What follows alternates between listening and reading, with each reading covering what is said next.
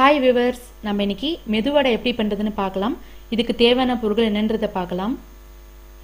ஒரு கப் உளுந்து எடுத்து 2 மணி நேரம் முன்னாடியே நான் தண்ணியில் ஊற போட்டு வச்சுட்டேன். பாருங்கள், நல்லா ஊறி இருக்கு. எப்போவுமே உளுந்து வடைக்கு உளுந்து வந்து ஒரு 2 மணி நேரம் ஊறினாதான் வடை வந்து சாஃப்டாக வரும். ஒரு பெரிய வெங்காயம் பொடி பொடியாக கட் பண்ணி வச்சுக்கோங்க. 4 பச்சை மிளகா இந்த மாதிரி கட் பண்ணி வச்சுக்கோங்க. ஒரு கைப்பிடி அளவு கொத்தமல்லி இலை, கொஞ்சோண்டு கருவேப்பிலை, ஒரு துண்டு இஞ்சி அதையும் பொடி பொடியாக கட் பண்ணிக்கோங்க. ஒரு ஸ்பூன் மிளகு இந்த மாதிரி க்ரஷ் பண்ணி வச்சுக்கோங்க. ஒரு ஸ்பூன் சீரகம், தேவையான அளவு உப்பு.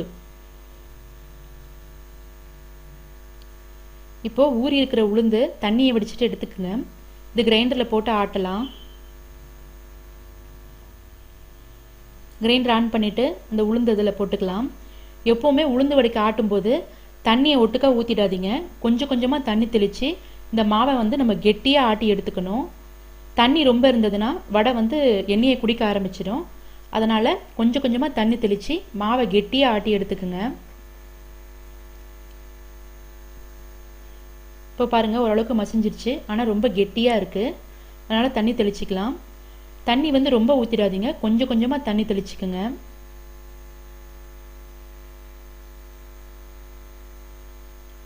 இப்போ பாருங்கள், திருப்பி கொஞ்சம் கெட்டியாக இருக்கிறதுனால கொஞ்சமாக தண்ணி தெளிக்கிறேன். இந்த மாவு வந்து நம்ம மிக்சியில் கூட ஆட்டிக்கலாம். ஆனால் மிக்சியில் ஆட்டினோம்னா நம்ம ஆட்டி எடுக்கிறதுக்குள்ளே மாவு ஹீட் ஆகிடும். அதனால் வடை சாஃப்டாக வராது. ஸோ நீங்கள் மேக்ஸிமம் கிரைண்டர்லேயே ஆட்டுறதுக்கு ட்ரை பண்ணுங்கள். இப்போ பாருங்கள், மாவு ஆட்டியாச்சு. இந்த உளுந்து நல்லா மசிஞ்சு நல்லா வெண்ணெய் பதத்தில் இருக்கணும்.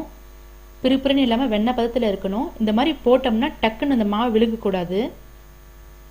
இப்போ பாருங்கள், நல்லா கெட்டியாக வெண்ணெய் பதத்தில் மாவு ஆட்டி எடுத்தாச்சு. இப்போ இதில் நம்ம கட் பண்ணி வச்சுருக்கிற பெரிய வெங்காயம், பச்சை மிளகா, இஞ்சி,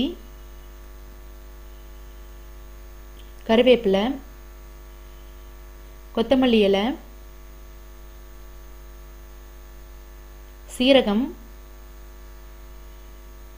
நம்ம க்ரஷ் பண்ணி வச்சுருக்கிற மிளகுத்தூள், தேவையான அளவு உப்பு இதெல்லாம் போட்டு நம்ம கையாலேயே நல்லா மிக்ஸ் பண்ணி விட்டுருங்க.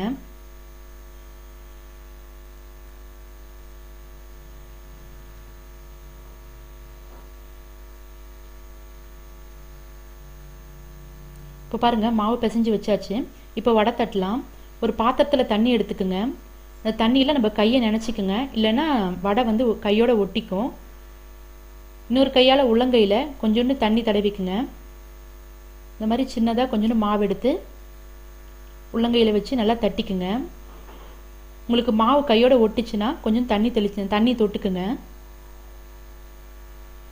இந்த மாதிரி ரவுண்ட் பண்ணிவிட்டு நடுவில் ஒரு ஓட்டை போட்டுக்கலாம். உங்களுக்கு கையோட ஒட்டிச்சுன்னா கொஞ்சம் தண்ணி தெளிச்சுக்குங்க.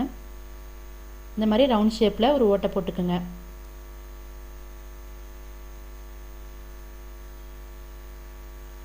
இப்போ வடைச்சட்டியில் எண்ணெய் எடுத்துக்கோங்க. எண்ணெய் வந்து ரொம்ப ஹீட்டாக இருக்கக்கூடாது, மீடியம் ஹீட்டில் இருக்கணும். இப்போ எண்ணெயில் நம்ம தட்டி வச்சிருக்கிற வடையை போட்டுக்கலாம்.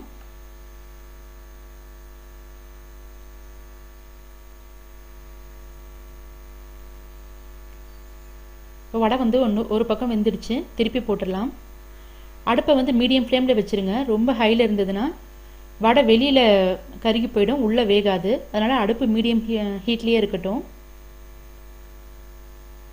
இப்போ பாருங்கள், 2 பக்கமும் வெந்துடுச்சு. எடுத்துடலாம்.